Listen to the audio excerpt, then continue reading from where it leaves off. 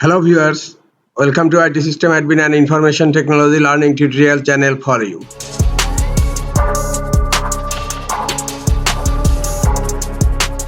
Today in this tutorial I am going to show you how to turn on birthday notification on Facebook.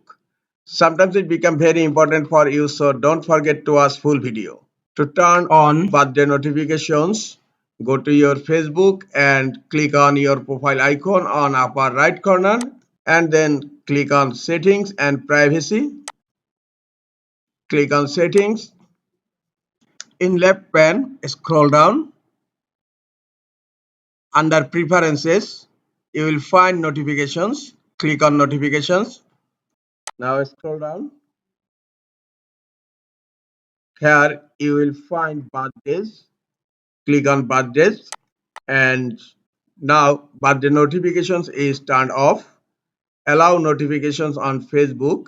Just click here to turn it on, and you may turn on push notifications or email notifications or SMS notifications as you wish. This is the easiest way to turn on birthday notifications on Facebook. This is all for today. Hope this tutorial is helpful for you. Keep watching for next tutorial. Thank you very much.